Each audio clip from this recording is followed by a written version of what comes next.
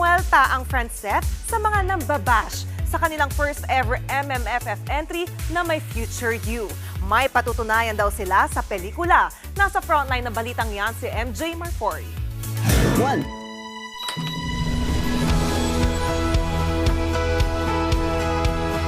Uy! Ganda mo. In love agad sa katoking stage. Partida sa video call pa lang yan. Paano na pag personal? Pero teka, Ano to, prank? 2009 na. 2024! Bangag ka ba? 2024 na dyan. magkaiba sila ng panahon? Baka kaya nangyayari sa atin to for us to correct something in our past. So close yet so far. Sina Francine Diaz at Seth Fedelen o Franceth sa kanilang first ever film nila together na My Future You. Ito rin ang unang entry nila sa Metro Manila Film Festival.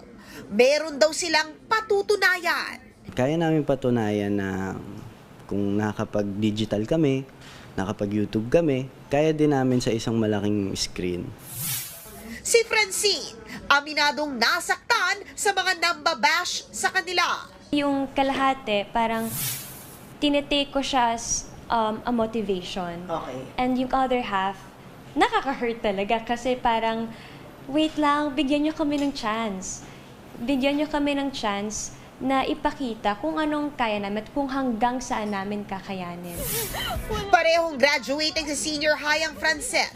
In fact, napagsabay nila ang pag-aaral at shooting sa pelikula.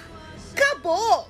Lahat talaga binuhos namin dito kahit napagod din kami ng pagsa-school.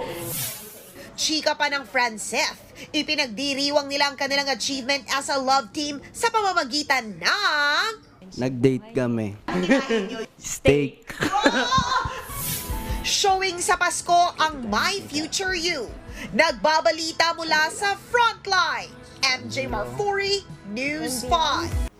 Mga kapatid, Jania Lipon po, laging maging updated sa latest sa entertainment and lifestyle para maging una sa balitaan. Bisitahin at mag-subscribe na sa social media pages ng News 5.